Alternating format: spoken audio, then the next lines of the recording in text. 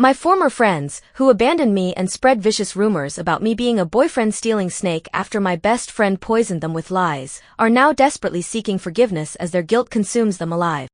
Posted by you/CCTV 1109. I, 28F, was once inseparable from Anna, 28F, since our high school days. She was the dazzling social butterfly while I remained the quiet, bookish wallflower. During those years, I harbored secret feelings for Ethan, 28M, but convinced myself he'd naturally gravitate towards Anna's magnetic personality. When they began dating, I swallowed my feelings and reluctantly supported their relationship, which was a volatile roller coaster of breakups and reconciliations. Over time, my initial crush dissolved into distaste as I witnessed Ethan's cruel and dismissive behavior. They split when we were 21, but like a predictable tragedy, reunited a year later and got engaged at 23.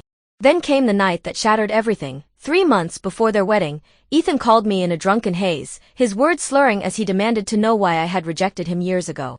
I dismissed his ramblings as alcohol-induced nonsense and ended the call.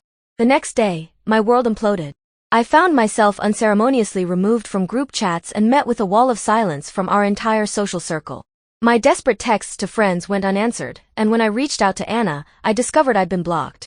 Even my attempts to contact Ethan were futile, my number had been blacklisted.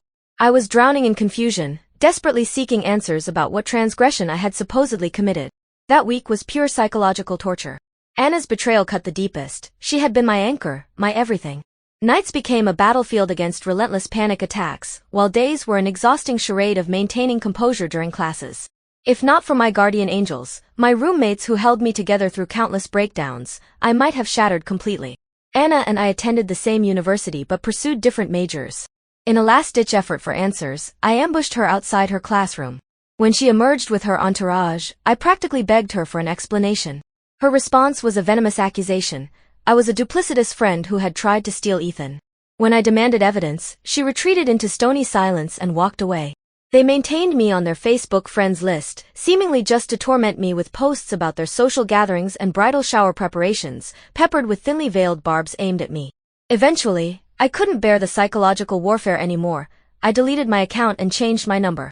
Slowly, painfully, I rebuilt my shattered self-worth and forged ahead with my life. Recently, I cautiously created a new Facebook account. Within days, I was unexpectedly added to a group chat about an upcoming reunion I knew nothing about. They greeted me enthusiastically, calling me class president as if they hadn't brutally ostracized me 6 years ago. I immediately left the group, but they persisted in messaging me. Anna's calls became relentless until, out of sheer frustration, I finally answered. She launched into an emotional apology, practically begging me to attend the class reunion, insisting it wouldn't be complete without the class president. Through tears, she revealed she had divorced Ethan after 2 years of marriage and had tried unsuccessfully to contact me since graduation. When I coldly asked why she thought any of this mattered to me anymore, her sobs intensified, and I terminated the call, proceeding to ignore their flood of messages. My family preaches that forgiveness is a gift you give yourself, not an absolution for others, but I feel nothing but a vast emptiness where our friendship used to be. I refuse to ease their guilty consciences. I owe them nothing. Am I wrong to feel this way? Commenter, the truth is crystal clear. Ethan wanted you, but Anna fabricated your rejection, leading him to date her instead. When his drunken call threatened to expose her web of lies, she orchestrated your social execution to protect herself. Now that Ethan's out of the picture and enough time has passed, she feels safe bringing you back into the fold. She's probably under pressure from others who remember your friendship. If you decline to attend, she'll likely spin another narrative to paint you as the villain. Whether you go or not, I'd suggest reaching out to another attendee to preemptively share your side. Don't let her control the narrative again. Attend only if you want to, but don't let her manipulate your story again. OP's response: 6 years have passed, and I've found genuine friendship with my former roommates who stood by me during my darkest hours. Yet somehow, the betrayal still leaves an ache in my soul. I truly believed my bond with Anna was unbreakable. Update: 2 days later. I attempted to edit my previous post, but it exceeded the length limit. Quick clarification: I created my Facebook account 2 weeks ago, mustering the courage to face my past trauma. I've used pseudonyms here for privacy. We're all 29 now. My friendship with Anna crumbled when I was 23, and 6 years have passed since then. Following suggestions from my previous post about contacting Ethan, fate intervened. He reached out first. Yesterday, his friend request appeared alongside a simple hi in Messenger. He suggested meeting for coffee this weekend to discuss everything, but I curtly told him to just give me answers. The truth he revealed was staggering. In our school days, boys were often too intimidated to approach me directly, so they'd ask Anna to convey their interest. Ethan was among them. Apparently, I had several admirers, but Anna was the only one receiving open confessions, leading me to believe I was undesirable. Not that it mattered, I was pathetically devoted to Anna, would have moved mountains for her if I could. She was my universe. Anna, it seems, would return to these potential suitors with an apologetic expression, delivering fabricated rejections and invented insults from me. This explained the whispers of arrogance that followed me through high school. I had attributed it to my strict demeanor as class president and student committee member, contrasting sharply with Anna's warm, charismatic presence. I was indeed stern and sharp-tongued, rarely smiling, but I never believed I owed anyone a false display of warmth.